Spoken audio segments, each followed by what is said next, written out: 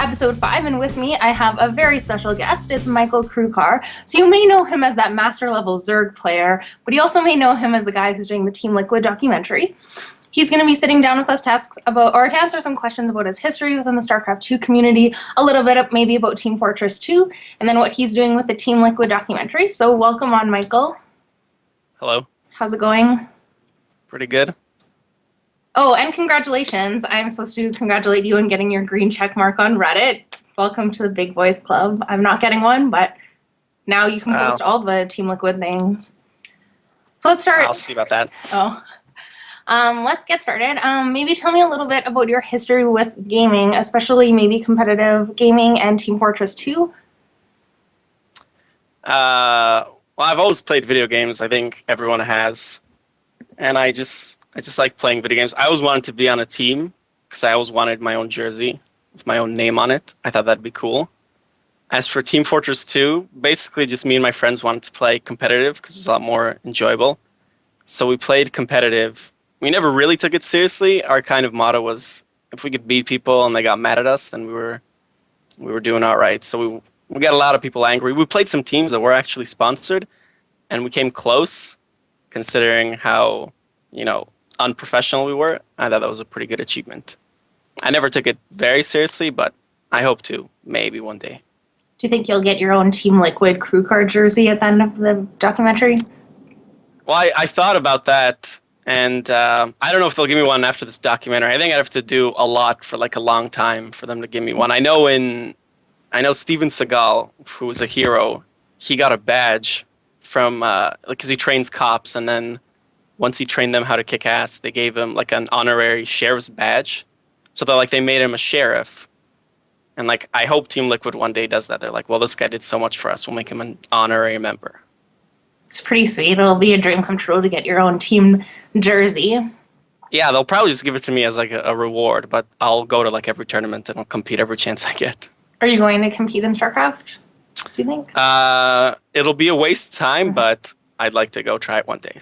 I would honestly the biggest dream would be to make it to a championship, not even a championship Sunday, to make it on stage at MLG would be pretty cool.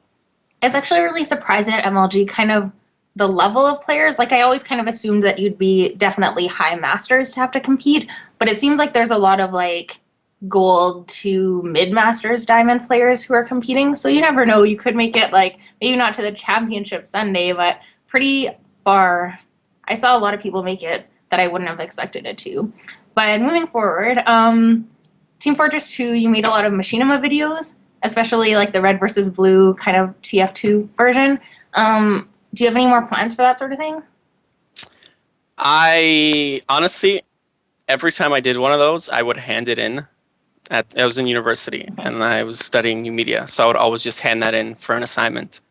And even when I didn't have anything to do, just to make sure my skill was up to par with video, I would always do something like that.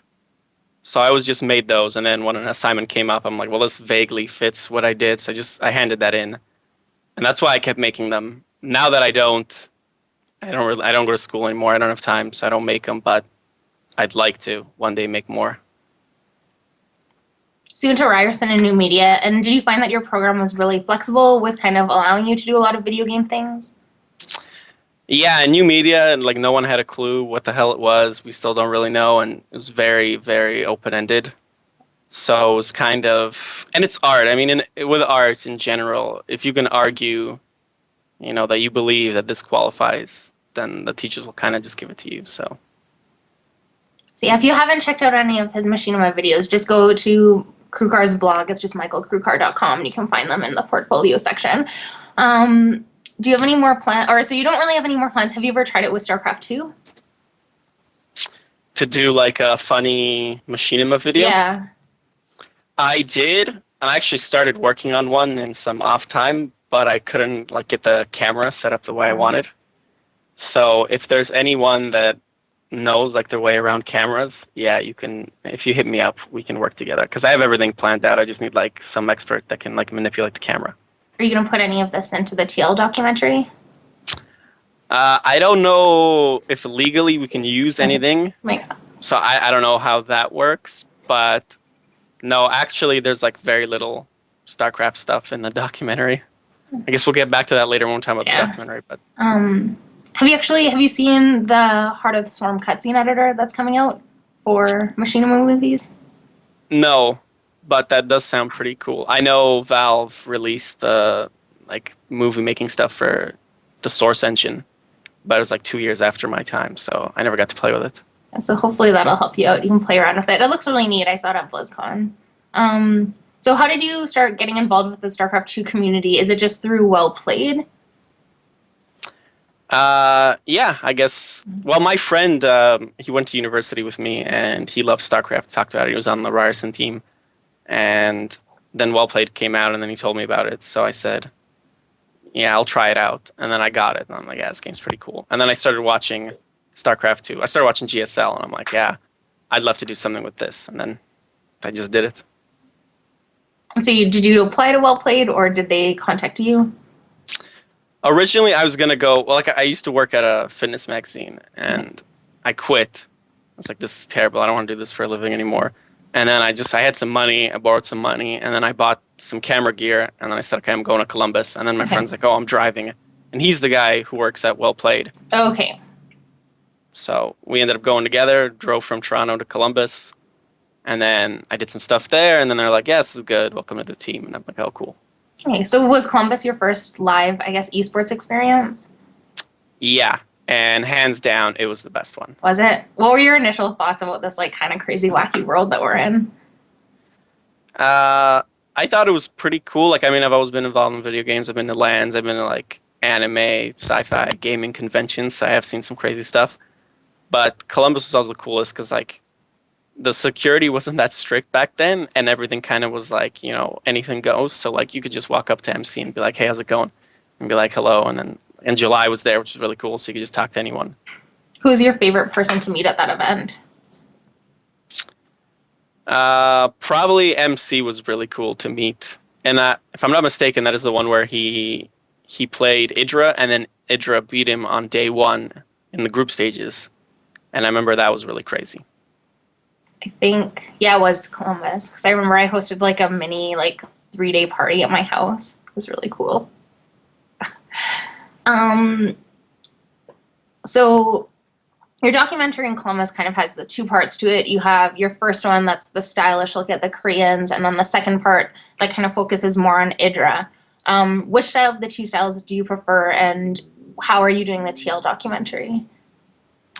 Well, the reason it's actually in two parts is because at the time, WellPlayed didn't have any YouTube partnership. Okay.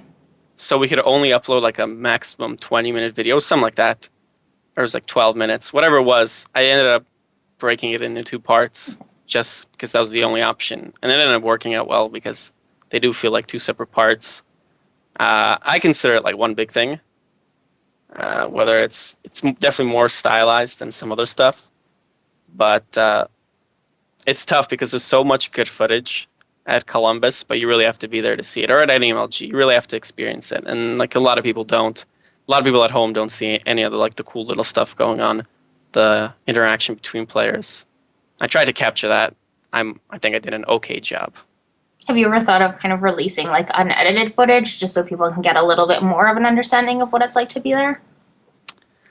Well, I could, if I really work hard and if I had more crew and more time, more money, I could edit something to really capture that vibe. So maybe MLG, if you're listening, you want to hire me to do that. I'm ready to go. I have notes and everything planned out. Just hit me up.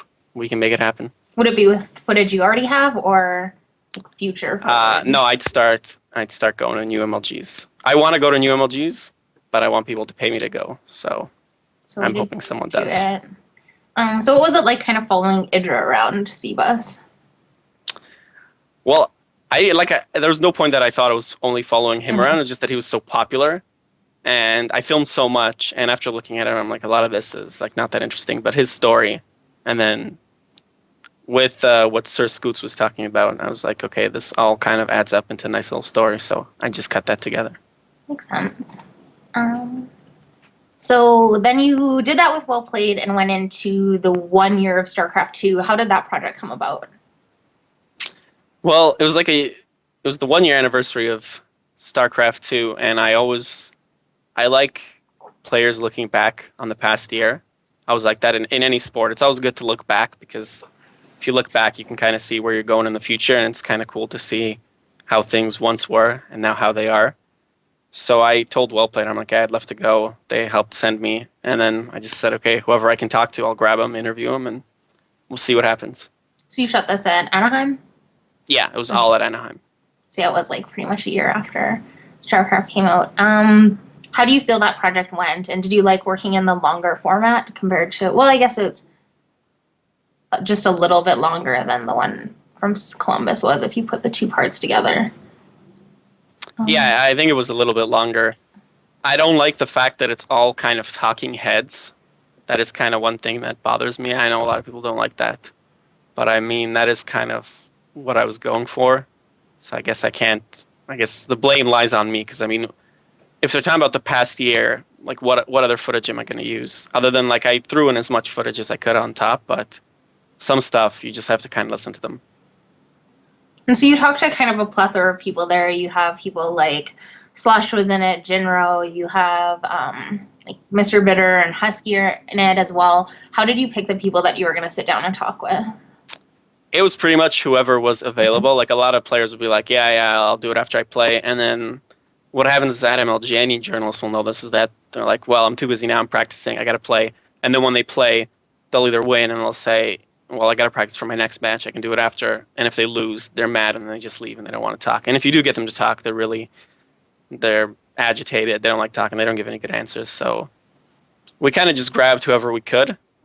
The one thing I like about it is that we interviewed Slush and we asked him what he would do in Heart of the Swarm, and he said like two things, and he was the only one to be like dead on accurate of what they're actually doing. So it's cool that now like people keep posting. It's like, oh, Slush is so smart.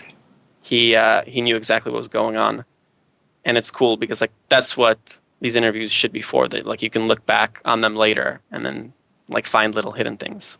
That's actually my next question was, were you shocked at BlizzCon when Slush's Heart of the Swarm predictions for your interviews were correct? Or from your interviews? Yeah. I didn't remember what he said because like I interviewed so many people, so they all blended, but then someone posted it on like Team Liquid. They're like, wow, Slush is a genius. And then it's like, check out this interview. And then I click on it and it's mine. And I'm like, oh, that's cool. And then I watch and I'm like, wow, that is cool. Were there people that you interviewed that didn't make kind of the final cut for it? I tried to do a team interview because it was like a small team and they weren't really that big. None of the individual players were big. So I thought if I interviewed all of them, it'd be more interesting. But their answers weren't that great. So I ended up cutting them. So as you mentioned, I mean, I've been there before too. You're at an MLG event and, you know, it's really hard to tie players down. If anyone's watching who runs a tournament, can you give your advice for like the best way to facilitate player to interview interactions for media? Well, I mean, I'll keep bringing this up, but I watch a lot of UFC. I used to watch a lot of Pride. I do watch some boxing, not a lot, but I do like MMA. And not the player, the actual like combat sport. I would love to see like a Thursday or even a Friday morning that is a journalist day or afternoon or even an hour where people can come in and talk to people, talk to the players and ask them, and they can set stuff up. If they want to do something later, they can. That would be great. I think that would really help us out, especially after, I don't know if I should be saying this, but it was one of the MLGs. Afterwards, they did like a thing with the Koreans, and it was like a total disaster. Everyone knew it, and just like looking at that, it's like if we want to be taken seriously, we really have to step it up. If MLG is doing it that badly, then there's no hope for any of us. Okay, so you used in that 1 year of StarCraft documentary, mini doc, you used 2 different songs, and music copyrights is kind of a big topic lately. So what is your plan of attack for getting music for documentaries, and how are you going into it for the Team Liquid doc? This has caused me so much stress and heartburn because it's so hard getting music. People don't really know how hard it is to license music. You can usually find like okay music online for like $30 to $50 a song, but it's nothing great. And then if you try to contact bands individually, they'll sometimes quote you like $500 for a song, which is a lot. So, and then if you want to use someone like, let's say you want to use Daft Punk, obviously everyone would love to. It's going to cost you like, I don't know, a couple $100,000. It's ridiculous. So my plan for this was to talk to small bands from Toronto and tell them, it's like, look, I can give you some small amount of money, but like our trailer got, it's like 130,000 views. And I'll try to promote your band as much as I can. I'll thank you and I'll put you in the credits. So if you let me use your music, it should work out for you. I know that's kind of like, as an artist, that's the ultimate, bullshit line. It's like, oh, if you help me out now, I'll help you out later. That almost never ever works out. But I've been saying that all the time, and I do kind of feel bad. But I have emailed maybe like 30, 40 bands, and like 3 have agreed to let me use their music. So I have that, and then I have some stuff bought online. Are you close with a lot of the Toronto music scene from Ryerson? Or just kind of... From Ryerson, sort of, but my friend, since I know him from high school, he's in a band. And he's been playing for like well on 15 years now, all over Toronto. And he knows quite a bit. And he has some good stuff, and he let me use some of his stuff, so he was a good person to go to. Do you have a really hard sell kind of selling the idea to people who don't know anything about esports? I've kind of brought it up in a couple other interviews. Like, it's really easy for you probably to get music from someone who really loves StarCraft, but how do you sell the idea, and what are the challenges that you face trying to sell it to someone who's like maybe never heard of esports, never heard of MLG, Team Liquid, any of that? In terms of letting me use their music or Yeah, watching or just my... like anything. Mostly just music. Like, how would you promote esports or your product or your project to someone outside of the community? Well, if you remember at Providence, they played like the trailer, and it's our official teaser trailer. I got super lucky because I was listening to this song, and I'm like, this would be perfect. So just by chance, I emailed the artist, and he's like, well, guess what? I love StarCraft. I watch MLG all the time. I really want to get into the scene. And it's Ensnare, the guy who let us use the song. And he's like, yeah, whatever you want, you can use, no charge. Just, say that I did this because I want to, get involved with the community. And I pretty much got, like, that's best case scenario that you can hope for. So with that, I got lucky. But any other band I emailed, they had no idea what the hell I was talking about. As for people wanting to watch this, outside of StarCraft 2, I don't recommend it to anyone.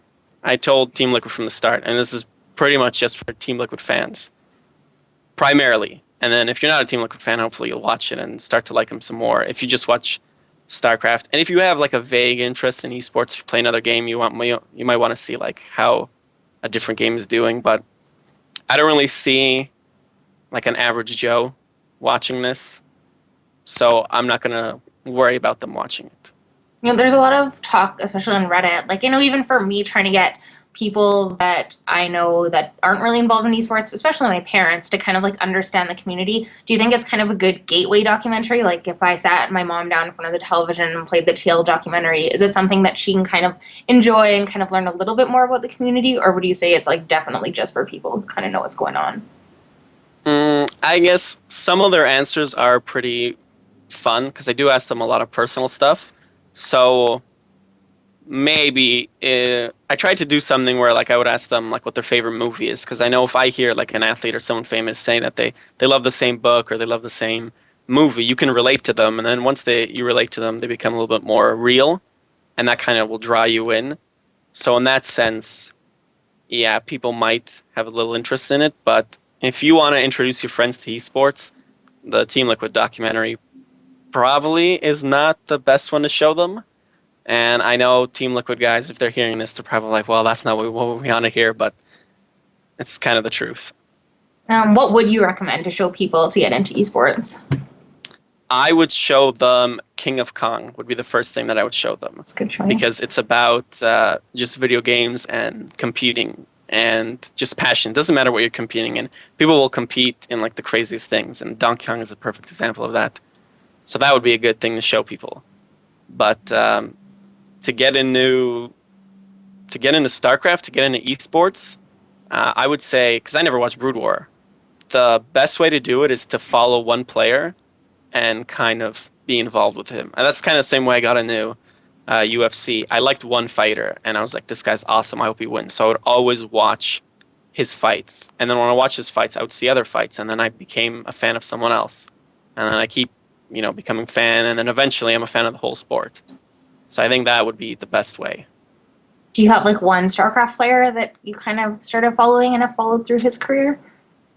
Honestly, the reason I got into StarCraft is probably because of Jinro.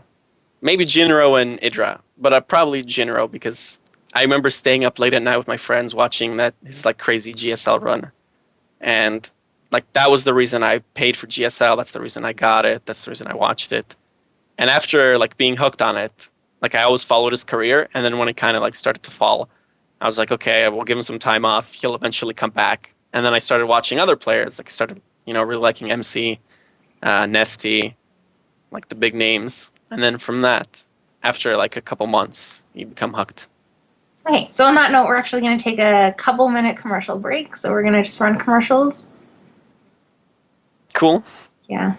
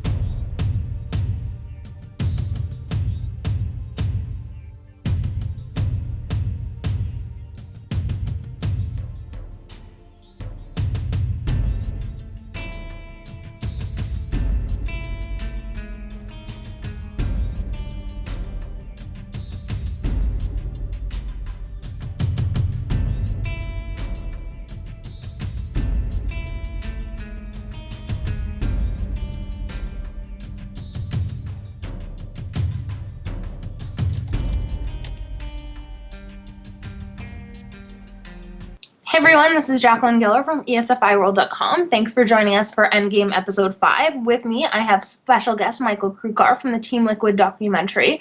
I just want to give you a heads up, too, that this is going to be the regular time for the show. We had scheduled to have it on Tuesdays, and then State of the Game decided to move back to Tuesdays, so we'll be running at 8 p.m. Pacific Standard Time on Wednesdays from now on. And if you like anything that ESFI does, definitely check us out on Twitter, Facebook, and YouTube. You can find all of our information at ESFIworld.com, so take an opportunity to check us out. So thanks again, Michael, for being on the show. How did you get involved with Team Liquid and the documentary? I met Kenneget. It's actually a funny story of how I met the Team Liquid guys. I have to back up a bit so that it makes sense. I really wanted to just be a part of Team Liquid, so I applied to be a writer at Team Liquid, and somehow they accepted me. I have no experience writing. I just convinced them to hire me, and this was like a day before Columbus. And then I was talking to Wax Angel. I didn't know who he was at the time, and I messaged him that I'm going to Columbus for WellPlayed. And I'm doing some video stuff, and he's like, "Oh, okay." And then he just like started to ignore me completely, and I laughed with him about this a couple times. But he just like, obviously, Team Liquid, WellPlayed, they have some tension that I don't want to get into here. But yeah, he just completely ignored me. Like I asked him, I'm like, "Hey, do you still need me as a writer? What's going on?" Like, he just always ignored me. It's like, "Oh, whatever. Dream's over. It died before it even began." But so I ended up going to Columbus, and then it wasn't at Columbus, it was at Anaheim that I saw Kenneget. Or no, it might have been actually at Columbus, where I walked up to him, and I'm like, "Hey, thanks for firing me." And he's like, "What?" And I'm like, "Yeah, I was like a writer for you guys, and like you fired me almost instantly." And then he's like, "Oh, that was you? Sorry, dude." And then like we just started to laugh, and like we talked. I found out he was Canadian, so we talked for a bit. We hit it off, and then that was that. And then I saw him again at Anaheim, and then I came up to him, I'm like, "Hey, when are we going to work together?" He's like, "Oh, I saw your stuff before. It looked good. Yeah, if you ever want to work together, hit me up. I'm like, okay, cool. So I finished the Anaheim video, the StarCraft Year 1, and then I was in Poland on vacation. It was like last year, August, September, and then I'm like, well, what am I going to do when I get home? I really need a job. So I just messaged Team Liquid. I'm like, hey, I got an idea for a documentary. And then like a day later, they're like, okay, let's do it. And then that was that. The dream came true. Yeah. You're one I step. was really happy because I didn't have a job, and I live at home. I'm so cool. My mom like bugs me every day to get a job, and I was like, oh, if I come back from Europe, I won't have a job. My mom's gonna kill me. Like she's just gonna bug me every day to get a job. And I was like, well, if I do this documentary, I'll be gone for like at least 3-4 months. I won't be home. So as soon as I left, I was gone like the next day. And I'm like, good. No one will be yelling at me. No one will be bugging me. I can do whatever I want. So to fund the project, you decided against Kickstarter or some sort of mass funding, which a lot of the other projects decided to go with that are, you know, the tail docs and things like that right now. Or not Team Liquid, just esports in general, documentaries. Was it an easy decision to choose that format? My idea, because I obviously wanted to make some money, and I wanted Team Liquid to make money, and I thought the best idea would be to sell it on like a DVD or a Blu-ray. And then I figured if they just put it on their site, you know, a lot of people will buy it, especially with how many people bought these like Team Liquid jerseys. I knew they could make their money back, no problem. But then like the minds behind Team Liquid are like, I think this is the best strategy. And they suggested that, and I'm like, you know what, that does sound pretty cool. Let's try it out. And then we announced it and everyone loved it. So we're like, okay, this is perfect. So compared to, say, another documentary, like especially 9 Hour Films is doing the EG documentary Good Game, they're a totally outside source. And this is kind of like a Team Liquid funded Team Liquid project. Have you ever had any flack from the community about being a funded by kind of tail propaganda film? Yeah, some people have said it's like, oh, well, this is propaganda. It's like obviously a Team Liquid documentary funded by Team Liquid is going to be positive. And yeah, I guess, but I mean, I guess the only way I can answer that is that, you know, just trust me. Well, I mean, what more can I say? I think I'm pretty good, and hopefully people saw my other stuff and they can see that, you know, this guy is talented, and he'll do the community justice. But I mean, some people have said like, oh, you know, you'll paint them in a positive light. But I mean, they're like, how could I paint them in a negative light? It's just like a bunch of guys playing StarCraft 2. They're all friends. There's nothing shady going on here. There's nothing bad. The players themselves, I haven't seen them do anything like crazy or offensive. So it's not like we're avoiding an issue. I'm sure if like something big happened, if like one of the players like got in a fight or some, like we'd have him tell his side of the story. So you're done filming though now, like everything's like done and now it's pretty much over in terms of things that you're going to be capturing. Yeah, Okay. We finished filming. I'm just editing now. Okay. So unless if something crazy happens in like the next week or two as we're finishing up, then yeah, they'll probably like have to fly me up somewhere to grab it. But so if General wants to start a fight with someone, he should wait like 16 days. yeah. Okay. But he's actually super nice. He does. You'll see in the documentary, he talks about like his rage issues. He gets really mad. He punches stuff. But no, he actually. Huck said that Jinro will like avoid confrontation no matter what. Like people will spit in his face, and he'll just be like, well, and then just leave. He won't get into a fight. So Jinro probably won't be the one. And he just like I heard he like ruptured his eardrum or something happened to his ear. Yeah, I saw that on Reddit or something.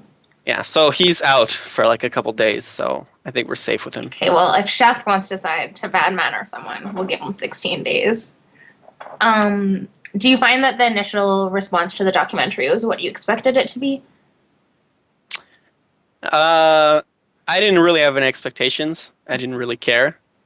Because it was just an announcement, right? I mean, it's different once people actually see it. Then it'll start to matter. But yeah, so far people have loved it. And when we did the official announcement, we said, if you know any music, or if you do any music, if you know any bands, email or tweet at me, and then we'll try to use it in the documentary. And a ton of people replied. I couldn't believe how many people were like begging us. Like people are like, oh yeah, I make music. Whatever you ask me, I'll go ahead and make it, because like they want to be involved so much. A couple of people would just email me, it's like, hey, I don't have any music, but you're just doing a good job, and I can't wait to see this. So that's always cool.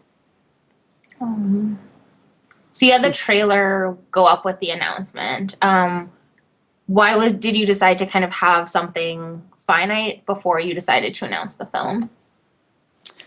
Yeah, we didn't just want to, like, out of nowhere, it's like, here you go, here's the movie, we finished. We obviously wanted to hype it up a little bit.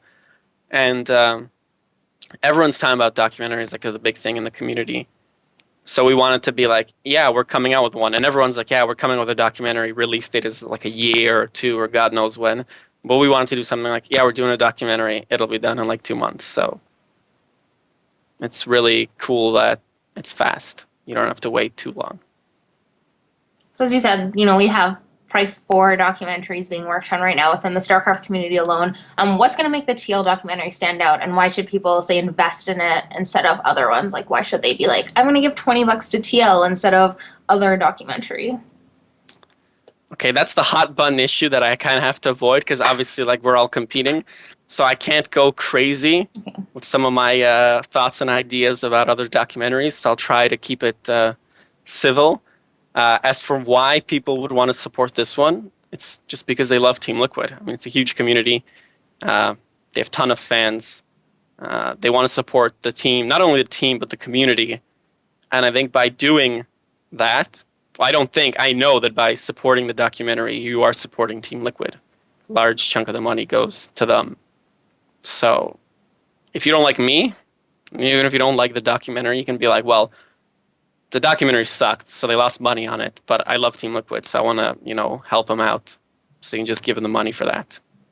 Because Team Liquid, Hotbit was telling me that they've never done like any charity drives. They've never asked for money. They don't do that. That's not their style. But to give someone in the community and be like, yeah, this is like the one time we're going to ask for money. If you want to help us out, you can. That's what they're doing, and hopefully, hopefully we break even. We all plan on having a party if we break even, but we probably will go higher than that. Do you know if that number specifically is going to be publicized? Like, I know you can see how much Sons of StarCraft made on their Kickstarter. You can see how much other companies have raised. Are you going to be like, here's the goal for Team Liquid, this is how much we've raised, or are you going to keep that kind of a little bit quiet? I'm not involved with any of that. That's Okay. all Team Liquid. I'm pretty sure no. I'm also doubting if they'll even tell me how much it made. I hope they do. Even if I can't tell anyone, just for my own ego, if it's high, I'd like to know. So hopefully they tell me. But if they don't, I don't think they will. Team Liquid, when it comes to money, finances, they are pretty private. And from a business and a team perspective, it makes total sense to be like that. So yours is the first, one of the latest even to be announced. I think your documentary was the final one to be announced. It's also the first one to be released, coming out within probably the next 6 weeks. Do you feel like there's extra pressure put on you because of that, or just... I never really consider pressure. Like, that's not something I've ever thought about with anything in life. I never worry about stuff. I just kind of do it and hope for the best. Me and Hotbit always joke that by the time like Star Nation comes out, we'll have like 3 documentaries and a mini-series ready to go. And I think we can pump out at least like something else before anything else comes out. So even if people are like, well, that sucked, we can be like, okay, what's the time for the next documentary? I'm sure we can do something great before that one comes out. So I'm not too worried. And it being the first, usually, like, anytime I was in high school or university, I always asked to go first. Like, when we had to do a presentation, I always like demanded. And it was great because no one ever wants to go first. But I always do, because I know that if you suck, if you're the first one to suck, people are always like, oh, it's not so bad. He was the first one, The bar isn't set. So if you set the bar low, people aren't too worried. Because if the last documentary is amazing, everyone will remember that the last documentary is amazing. They won't remember that the first one sucked. So I don't have to worry about it. That's true. So you struggled with TL to come up with a title for the documentary. You wanted something kind of like Spaceballs, like Team Liquid something, and you landed up on Team Liquid or Liquid Rising. Do you find that a lot of your kind of artistic freedom was restricted by the Liquid organization? And can you give us any examples of where it was or how it was? No, they definitely didn't restrict me in any way. Me and Hotbit, obviously, I could go on about him. We argue almost every day about everything there is. But when it came to the title, we had no idea what to call it. And then I think some of the TL staff got together and like they came up. The title they came up with, this was like a month or two ago, was something like passion to profession. It's like turning like a hobby into a gamer, something like that. And I was like, yeah, well, yeah, okay. I didn't want to use that. And then I was like pushing heavily, like Team Liquid the documentary, because then it would be official. And I always thought like Team Liquid should just brand everything. It's like Team Liquid the mousepad, Team Liquid the laptop, Team Liquid the pajama pants. Everything should be like that. But they didn't really like that. And then I was like, well, we really need to come up with a title soon. And I was looking at comic books, and I saw, like, I have a bunch of comic books that are like Batman Year One, Alien Year One, and I'm like, oh, that's cool. Use the name of like the character and then like a title after that. So I ended up just suggesting Team Liquid the Sith Lords, I think it was what I said. And then I think I said Team Liquid, something from a comic book or from a video game. And then one of my good buddies, DZ, who's a photographer, I'm sure anyone on Reddit has seen his stuff. He said Team Liquid Rising, and then he suggested like a bunch of other Batman-related stuff. And then I said Team Liquid Rising, yeah, that sounds pretty cool. And then Liquid Rising, I'm like, yeah, that sounds really cool. And then I'm like, this is perfect. We're not going to get anything better than this. It does sound pretty badass. Did you do a lot of collaboration with the TL staff and people who work with TL? Yes, there are actually two guys. If I forgot someone, it's going to be bad. But I do have a writer. Team Liquid gave me a writer to do some stuff, so he's been helping me out. And there's a guy, Team Liquid, he's the guy who designed all the shirts, not the jerseys, but the shirts. So, he's like doing, this one? I don't yeah. know if you can see. Okay. He's doing something. You'll see in the final thing what he's doing. Okay, so it was like definitely a collaboration process with you and Team Liquid. Yeah, there's no way I could have done all this alone. Like, I mean, I wanted to say, yeah, I did this whole thing from beginning to end, but it would have extended. Like, I would need like another 2-3 months, and it probably wouldn't even be as good as when these guys are helping me out. So like with anything in esports, following different stories, there's a lot of different directions to go in and a lot of different storylines. What kind of direction and what storylines were you following in this documentary? Originally, that was actually the hardest thing, because I'm like, this should probably have some kind of story. So my original idea was obviously like building up to them winning something. And then that didn't happen. Well, I mean, it did happen at DreamHack, but I didn't go to DreamHack. It was the one event I didn't go to, and of course, that's the one that Hero goes to. So I didn't go to that. And I'm like, well, this documentary can't be about them winning. And then I thought to myself, well, there is nothing like for them to win. Like, there's no world championship, and there's no team world championship, because it's a team, and one player's win shouldn't be. That's not what the documentary should be about. It's a whole team. The team shouldn't be important because one player won. It should be, does the whole team won something? So I ended up scrapping that idea. And then I love Band of Brothers. And the one thing that's the best about Band of Brothers is how they're all good friends. So I thought to myself, maybe I can do it about them being friends, about like bonding, like despite losing, they all come together and like they love each other and all that stuff. And that'd be cool, because even if you aren't into esports and you see guys bonding and like having a true, real friendship, then that kind of like transcends esports, and like people would be interested in that. But they don't live together and they don't really hang out at any events, so that kind of did not work out at all. When Hero won, yeah, obviously everyone went crazy, but like when they lose, it's not like you go up and you hug your buddy that he just lost. No one wants to talk to anyone when they lose, so they just get the hell out of there. And like they don't really hang out at all. I know I'm making it sound like they're not friends at all. They're actually really good friends. But at these tournaments, with all the stress, with all the press, with all the shit going on there, they don't really hang out. So I ended up scrapping that. And then at this point, I'm in like a month into filming, and I'm like, this is going to be terrible. I have no idea what I'm doing. And then I was just like, well, I'll just keep filming, and then whatever pops up, pops up. And I ended up going with just introducing or getting to know the players more. If you like them, if you watch their stream, if you've seen them at tournaments, you liked them before, you're going to watch this and be like, well, now I know a lot more about them. Now I like them even more. Okay, so it's like a Meet Team Liquid kind of documentary. Yeah, that'd be a good way to describe it. So what's the goal, or what was the goal of the documentary when you were first conceptualizing the idea? Probably to make me as much money as possible. That would and as many awards as possible. That probably would be goal number one. But then it kind of changed. What it is now is we want to show it to sponsors. Team Liquid wants to show it to like potential sponsors and say, look, this is what our team does. This is how the community treats us. Consider sponsoring us. And also to the fans. That's kind of what our goal is now. The sponsor idea is pretty good, actually. I really like that. Just kind of backtracking to when you were talking about selling it, are you going to be having a DVD or a Blu-ray copy? Because I think it would be kind of cool to have, like, the little fans with their copy of the DVD to get signed by their favorite player, Jinro or Zenio or Chef. Yeah, at all these MLGs, everyone always asks for autographs, and they usually don't have anything good to sign. Usually just like a box of StarCraft 2 or like a lot of people get mice and keyboards signed, but then like if they use it, it'll fall apart, it'll get old. So there's nothing really like official Team Liquid that you can get signed. And I always wanted a DVD of it to come out because then people would ask me for an autograph, which would be cool. That's why I always wanted them to make one, but there is no real plan. But we might, I don't know if Team Liquid wants to do this, but I know I will spearhead this operation. Maybe do like 100 limited edition Blu-rays. And then we hand it out only to like friends and close people in the community. And then like we'll all autograph it. And then I think that'll be cool because then like to get one is really badass.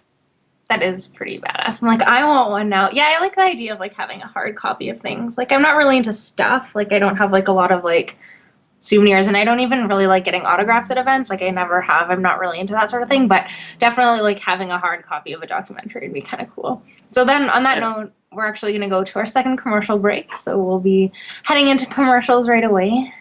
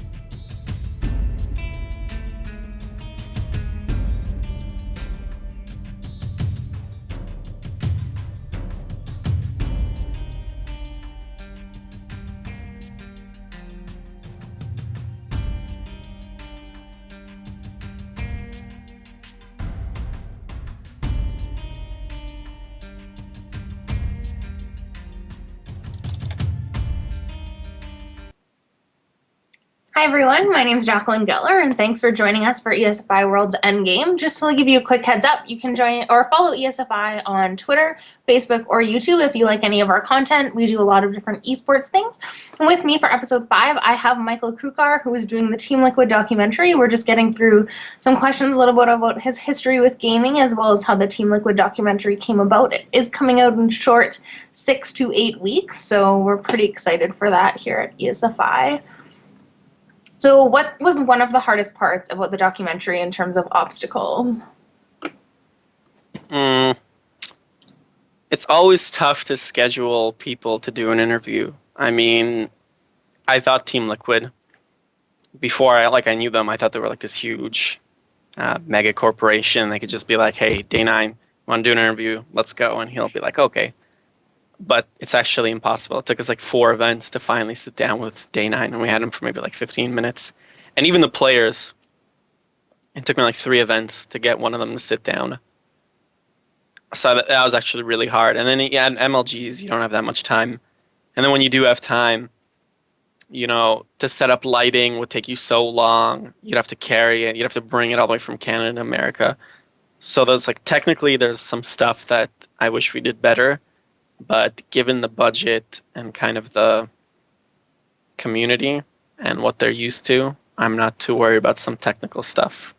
I know that because this thing is released online, with online productions, the bar has been lowered compared to film, to real film, if you will.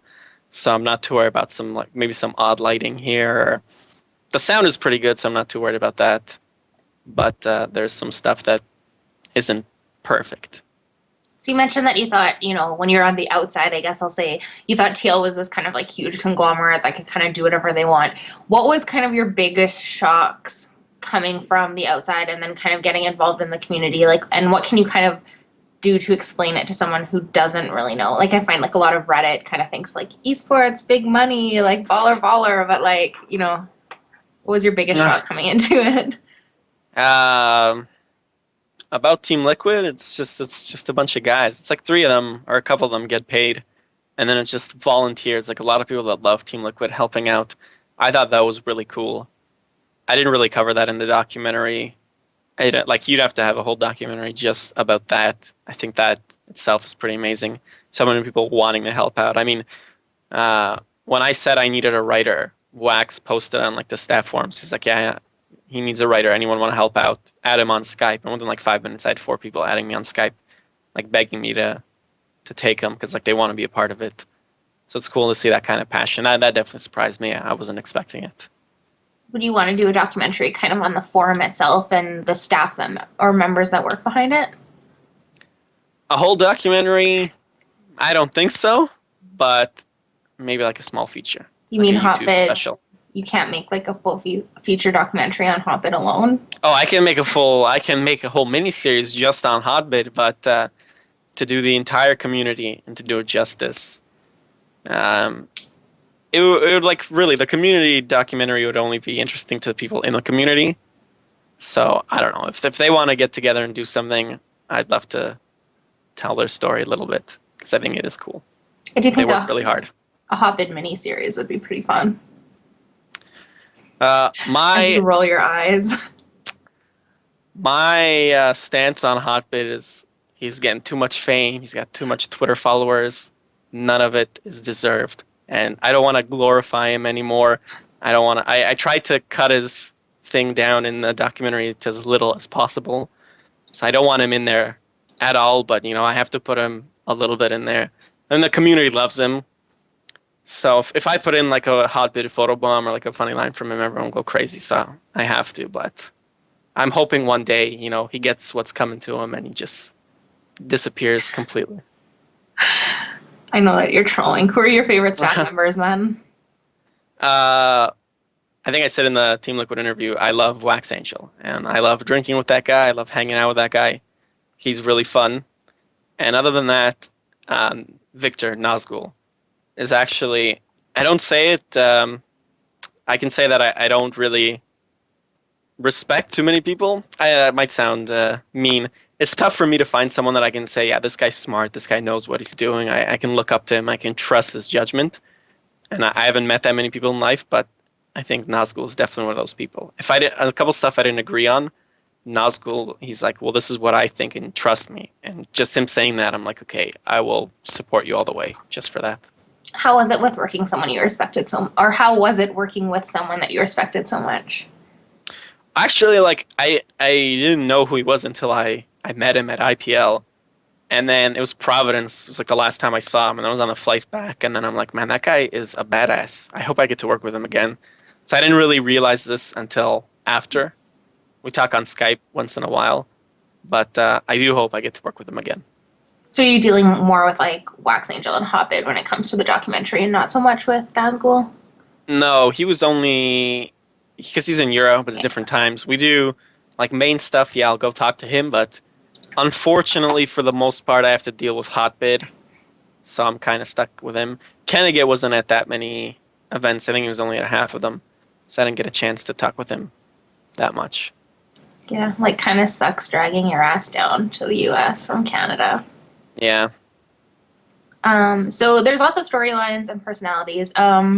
Which were your favorites in Team Liquid?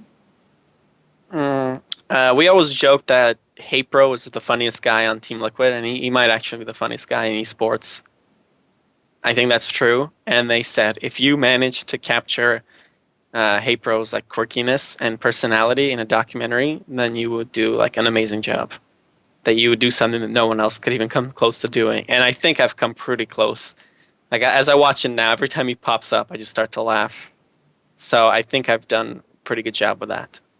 Do you think if you were going to do kind of a mini series on the players, he'd be the first one you started with, or just someone that you want to focus on again? Oh yeah, I'd love to do it on all of them because I get to know them more and more. But Hapro would definitely be the funniest one out of all of them. Were you in Korea when he got there? No, Okay. he came like 2 or 3 weeks after me. I missed Okay. him. Although that would have been something. Hapro in Korea. I wish I was there for that.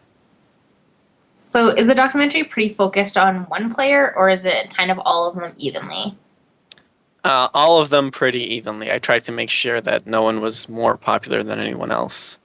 So I asked them questions, and I asked them all the same questions, so you can hear all of their responses. Was it kind of neat getting Zenio kind of as you were filming the documentary, as he kind of joined the team? Yeah, it was cool, and I'm glad. I got super, super lucky that he joined because Hotbit and Nazgul were like, well, we can't release a documentary missing a player, and there are no tournaments coming up, so you've got only one option, that's to go to Korea. And I'm like, well, are you guys sending me Korea? And they're like, yeah, we're sending you to Korea. And I was like, okay, I'll go. And in my head, I was like, well, this is the best news I think I've ever heard. What It was was great. it? I was like, Oh, sorry.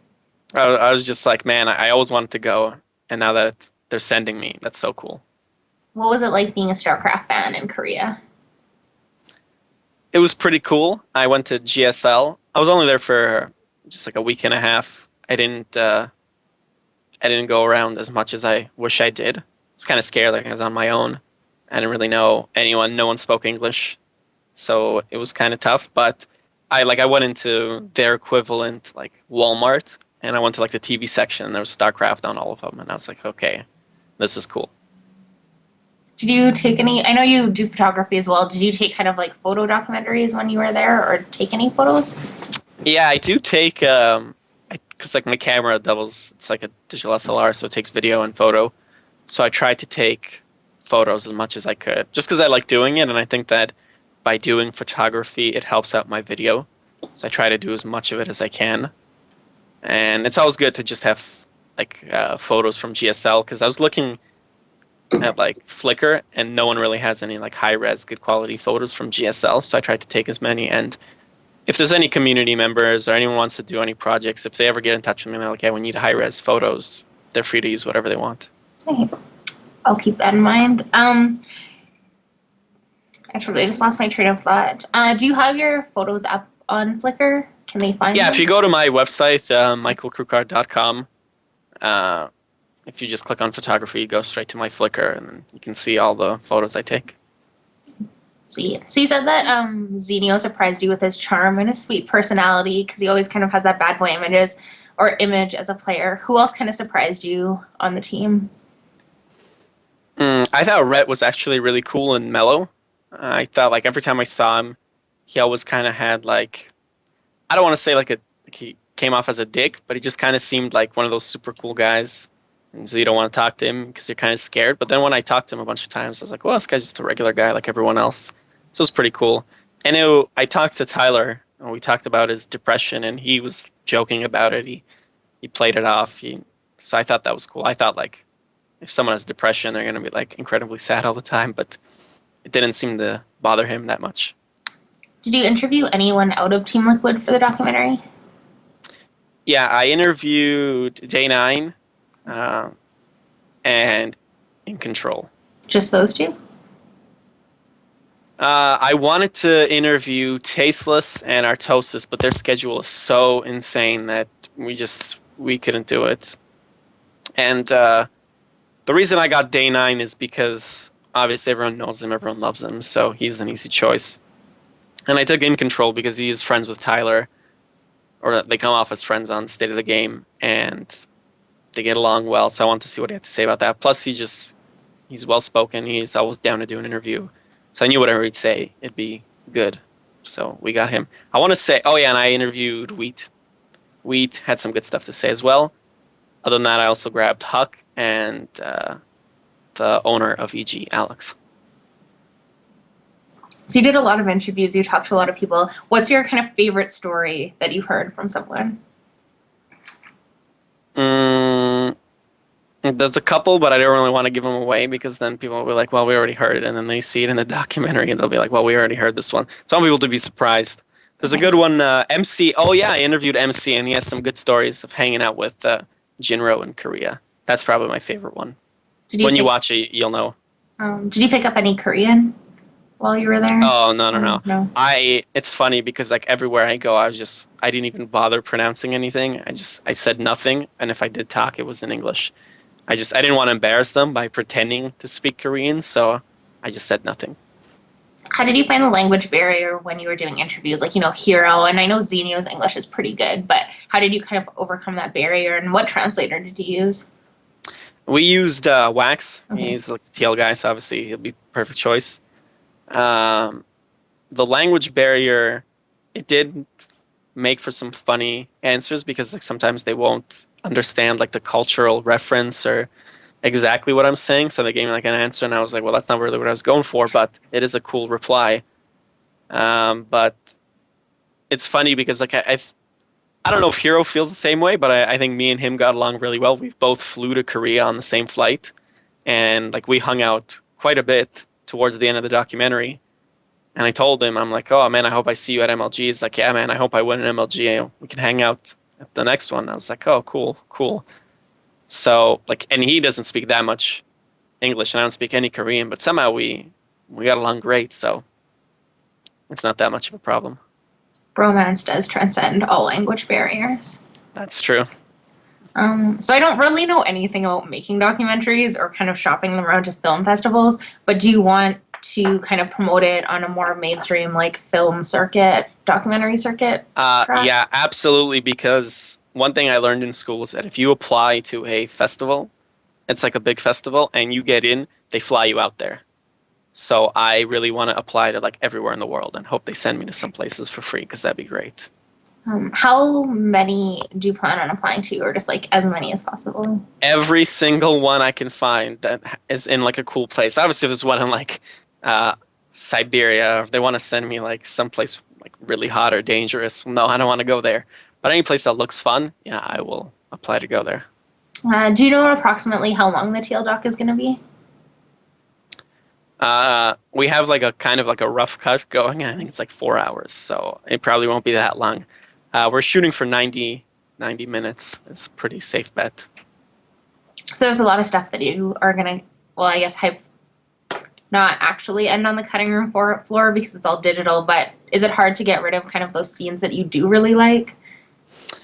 It is, yeah, and there's some stuff that to use it, like some of their stories kind of reference older stories, so if you want to use them, you have to include all of it, and you just cut it. But I mean, there's so much great footage that you can't be sad that, oh, I have to get rid of this because something else is good. So a lot of it is good. So if I lose a little bit of it, I'm not too worried. Would you ever consider kind of using the footage that you have from this and making kind of a mini series about each player?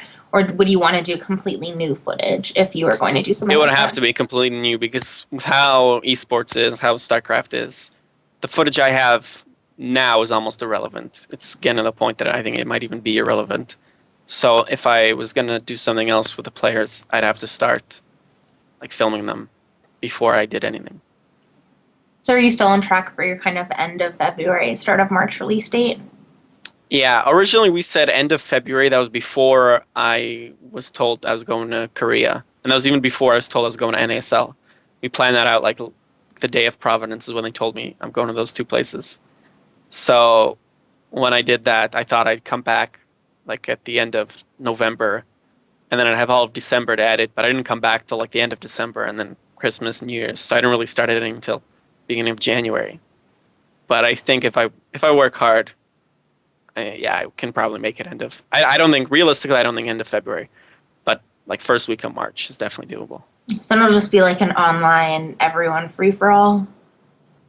Like there's What do not you going to mean? be like a special preview at all or a special screening? Oh yeah, we want to do a trailer to kind of like the trailer will probably be very soon, and it'll be like a week or two before the thing comes out, and we do plan on doing some like test screenings to show people. You pretty much have to with any film. You have to show like fans, get their input, see what they say.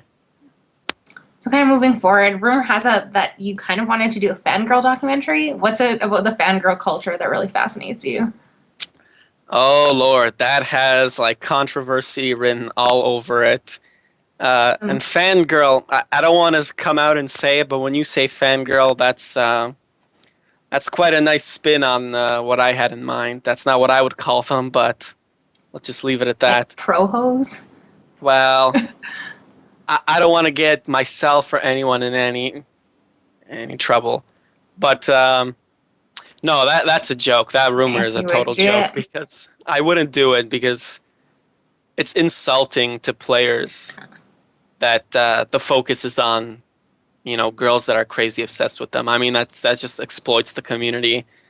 It makes everyone look really bad, and it makes me look like a total asshole for trying to kind of like cash in. And I know it would be like the number one thing on Reddit, StarCraft. They would absolutely love that kind of stuff, but for everyone else, no, that's just like a disaster waiting to happen. What was it like working with kind of like the Reddit StarCraft mentality and then also the TL StarCraft mentality? Did you find that like both had very different viewpoints on the documentary? That's another thing that'll probably piss off some people. It's about Team Liquid, right? So our focus is on the Team Liquid community. I think they're totally different communities. I'm not really worried about what Reddit has to say. Also, Reddit loves Star Nation. They love that more than like everything else. And I guess the Sons of StarCraft, if that one's still even around.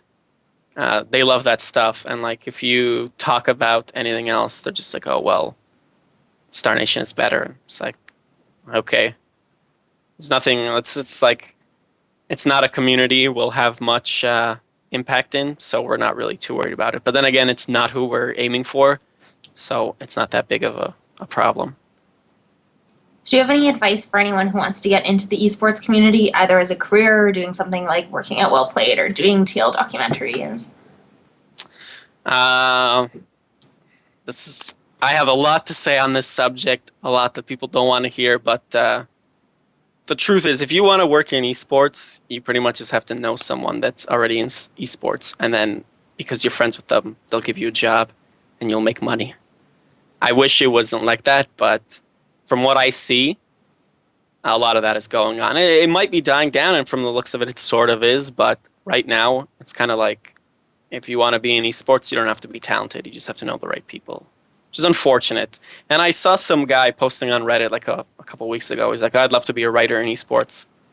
And everyone just laughed at him. They're like, you're not going to make any money. And then I know people that are making money, and they're god-awful. They don't know anything about journalism. They don't know anything about writing. But they're making money, so why can't this guy be making money? I wish I had some advice if people want to get involved. I think if people do want to, and I know a lot of people say, man, I'd love to work in esports. I think 99% of people have the wrong approach. What they're doing is saying, yeah, I'm like a law student, or I'm in medicine, or I don't even go to university, but I want to be a writer, or I want to make movies in esports. And like, that's totally the wrong attitude to have. If you want to be a writer in esports, become a real writer and then write about esports. Like, I'm not a guy who just decided to make a documentary about StarCraft 2. Like, I'm a guy that does this for a living. Like, I have my own company. I do media stuff. And then I decided to do about my kind of passion, which is StarCraft. But I'm qualified to do it. I might not be the best. I'm definitely not the best, but at least I know the basics. And like a lot of people are just like, oh, I don't know anything about what I want to do, but I just want to get paid in esports. I just want to get involved in esports. So they just kind of like jump in. And that doesn't help anyone. That doesn't grow esports because a lot of people are organizing tournaments, they're writing articles, they're taking pictures, and they have no business doing any of that. And it just, people from outside the community will look at it and say, well, this is terrible. Any photographer can look at a lot of the pictures like people are doing, or a lot of the videos, a lot of the interviews, and like, this is a joke. And like, it just looks bad on us. And I hope if people are really serious about esports and you want to help it grow, then help it grow from the outside, not the inside. Don't try to be like an esports writer. Be a writer, and then you'll be writing for a magazine, and then pitch to your editor, yeah, I'd love to do something about esports. And they'll be like, okay, well, you're qualified to do it. Go ahead. I hope if we want to grow, that's where we should be heading. I think that's the best advice I could give, really. So you've said that you'll do more in esports if something comes up. Have you had any offers or interests or projects come up? No, I hope, because I don't want my mom bugging me. I really want, as soon as it's done, I want to just leave for like another couple months. So I hope someone hires me to do something. I'll kind of go anywhere where the money is. I do have some ideas that I think have potential to be really, really good. But yeah, I would need money and I need permission to follow those. Maybe in like a year or two, I'll be known enough, or I might even have my own money to fund something that ambitious. But until then, if someone came up to me and they're like, yeah, do you want to work with us? As long as it doesn't cost me anything and I'm not losing money by giving up my time, I'm willing to do pretty much anything that I'm qualified for. I don't really want to take anything that I'm not qualified for. How much of your future in esports do you think hinges kind of on how the documentary goes? Probably 100%, to be honest. I mean, if this sucks, like, who in their right mind would want to work with me again? I'm sure some smaller teams will be like, okay, well, this guy, he did something bad. That means we can get him for a lot less. So I think in that sense, I might get lucky. But if this ends up totally sucking and everyone hates me, on one hand, yeah, it'll be really bad. But I mean, my regular business or whatever my like real plans are for the rest of my life, they're not really crushed by this. So that's why there's not much pressure on it. Okay, sweet. So those are all the questions I have for you. Do you have any final closing comments? Well, I do have a lot of stuff I wish I could say, but no, I do hope the other documentaries end up being good. Which one do you think will be the best? I don't know. I just don't think I've seen a lot of any of them to be able to tell. Like, I just don't think that, like, there's one, The Life for Ire, like, I don't even know what that documentary is about. So I don't think I can really say. I think all of them are going to be unique. I know that's like such a politically like unbiased answer, but I don't know. I guess we'll see when they all come out. But kind of like one point that you brought up that's really interesting that kind of got me thinking is like how, yeah, like in esports, I mean, if you post something on Reddit on Wednesday that's super dramatic and totally over the top, like Friday morning, no one knows what you're talking about. So it's like kind of that relevancy thing. Like, I'm not sure if, you know, going into it, seeing something that happened a year ago, I'm not sure if it's going to be like, oh, nostalgia, or if I'm going to be like I watched the 1 year documentary, or your 1 year documentary again yesterday. Like, I saw it a couple, maybe like twice when it first came out, but watching it again yesterday, I wasn't like, you know, a little bit was like, oh, kind of nostalgia, but a little bit was like, it's kind of like irrelevant now. So it's kind of a neat point. It'll be like, I mean, if one of them wins a championship or they become huge in like a few years, because people love going back later, seeing something. But yeah, for the most part, anything that we do is kind of like any footage that we get. And with that in mind, I mean, Star Nation is planning on filming like 300 more hours over the next year, I think. And honestly, that's, to me, that sounds so insane. I mean, I don't know how they're going to pull it off. I wish them the best of luck. I really do. But that's such like a crazy way to do it. And it could totally, you know, bite them in the ass. I hope that doesn't happen because a lot of people gave their money to support that. I was talking to one of the guys that works on Star Nation, and he was saying that they filmed so much that they don't know what to do with all the footage, and they're going to slowly focus on White Raw. And I mean, the whole thing won't be like White Ra the documentary, but they do plan on making him a big character. And to me, that is kind of disappointing because when I first heard Star Nation, I was like, oh, this is about StarCraft 2. And now they're focusing on a player. And it's kind of misleading that they first said this and now it's kind of focusing down. And I mean, it's not the end of the world because like they're filming so much that I hope they do cover everything. But I could see some people saying, you know, we were expecting a documentary about how great StarCraft 2 is, and here we are watching, you know, White Ra, the documentary. And I like White Ra. Like I'm a big fan. Obviously, everyone's a big fan of White Ra. Who isn't? But anytime I see his trailers, and especially the one that they like just posted recently, I get the feeling that it's almost in a way exploiting it. I showed it to my dad, and he's just like, "Is this guy retarded? What's his problem? Like he just sounds weird. Why are people liking him?" I'm like, "Well, you have to know everything about it." And I'm like, and he's like, "Yeah, well, I don't know StarCraft. I don't know anything. I'm just saying like a guy who barely speaks English, kind of just like, and he's an older dude, so it kind of looks like he's making fun of him in a way." And I hope that's not how it comes out. I think that would be the worst thing to happen is if people took it in a bad way. Because like some of these documentaries, like the same thing with the Sons of StarCraft is about Tasteless and Artosis, and they really don't have any like no one is interested in them outside of the community. You know what I mean? So it's kind of weird. Like I don't know how people are going to pull that off. Like no one cares about Team Liquid unless they watch StarCraft 2. And even a lot of people that play StarCraft 2 don't even know about Team Liquid. So it becomes very, very, like I mentioned King of Kongs earlier. It could, Billy Mitchell, like always says that King of Kongs like made him into a villain and they cut it differently and he's actually a nice guy and he's not that bad. But I hope that doesn't happen with us, that someone films a player, a personality, and ends up, you know, exploiting him, turning him into a villain for ratings. It's a good closing note. Where can people find you on YouTube, Twitter, Facebook, your blog? All my info is on my website, michaelkrukar.com.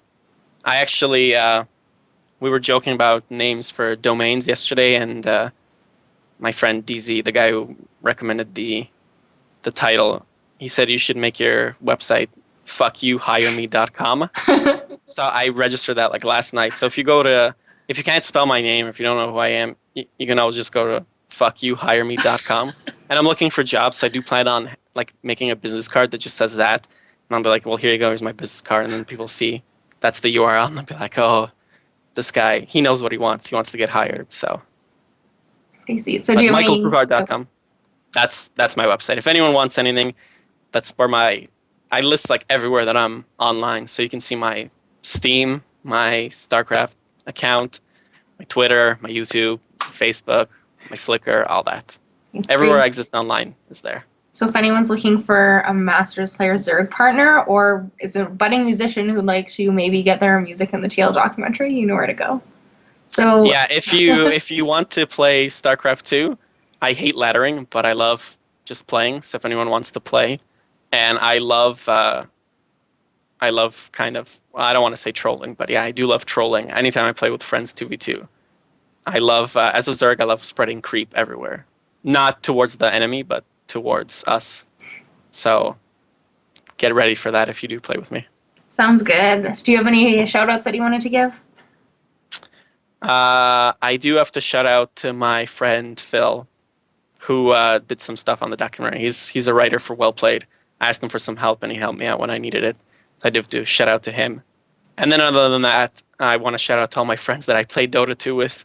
And if anyone plays Dota 2 and you need a partner, I'm not that great, but I love Dota 2. So if you add me on Steam, I wake up, I edit this documentary for like 8 or 10 hours, and then I play Dota for like 5, and then I go to bed. So if you want to get in for some Dota, hit me up.